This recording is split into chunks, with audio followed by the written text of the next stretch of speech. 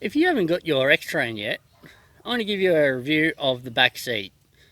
Now, I've got small kids, so it's going to be a little bit focused towards having car seats and things like that, but there's other things that you can see that will help you make an assessment about whether you like the back seat in the X-Train or not. On a side note, I've had my car for about 3 or 4 days now, and today I found a paint chip in the bonnet that came off a rock off a truck. So just be mindful, things do happen to new cars. I've been able to temporarily patch it, really dodgy, by just colouring it in with permanent texture, but it looks okay. You won't see it 100 kilometers an hour. Let's get into this review.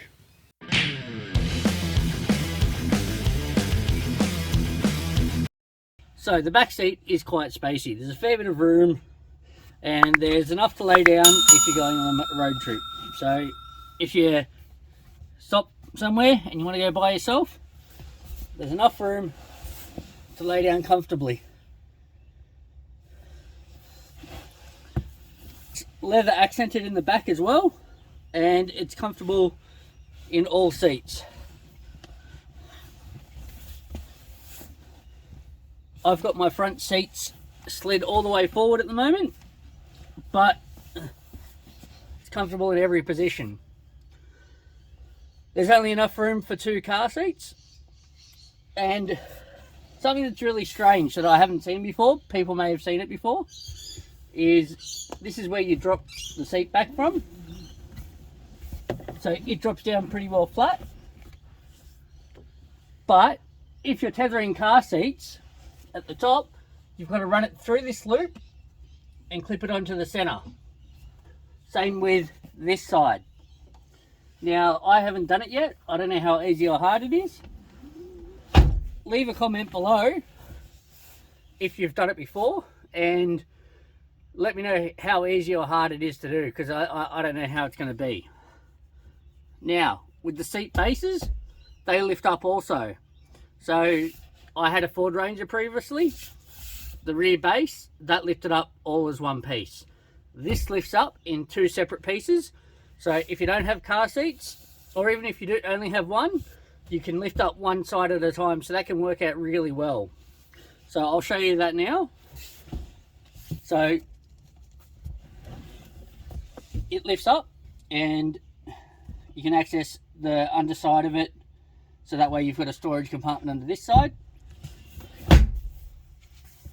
And you can lift up this side, that it lifts up the end and the middle to give you access to the storage at the bottom.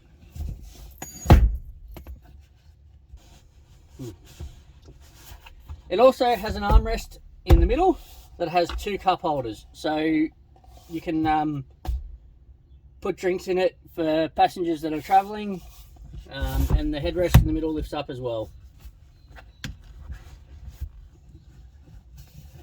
The only thing I don't like about it is where you clip in your seatbelts, that just falls straight through.